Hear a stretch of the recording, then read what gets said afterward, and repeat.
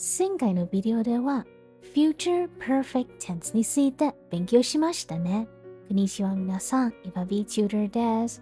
今日は Future Perfect Continuous Tense について勉強しましょう。Okay, let's begin. Future Perfect Continuous Tense is used to show how long something will have been happening by a future time. They use subject plus will have been plus verb ing. It's divided into two different types of usage. But let's take a look at the time clauses. By the time, it's used before a future moment or action. By the time the movie starts, I will have been waiting for an hour. Before, it's used earlier than a specific future event.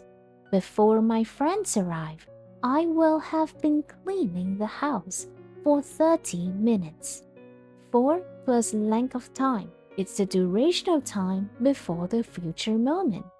I will have been playing Minecraft for 5 hours.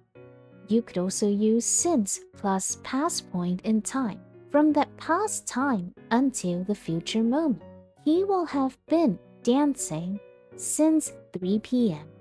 until plus future time or event. She will have been practicing until the performance begins. Since we have learned about the time clauses, now let's take a look at the usage. The first type is to show how long something will be happening. By 10 p.m., I will have been playing video games for 5 hours. This means that I might start playing the game at 5 p.m., but by the time it's 10 p.m., I will have been gaming for 5 hours. This shows that the action started earlier and is still going on before 10 p.m. She will have been practicing guitar for 2 years by next summer. This shows that she started learning the guitar 2 years before next summer. The next usage is to talk about ongoing work or effort for the future. We have been studying all night before the big test. This means that I started studying earlier, which is at 8 p.m., but by the time the test comes, probably at 8 a.m. All this time, I will have been studying for many hours. They will have been rehearsing for days before the concert.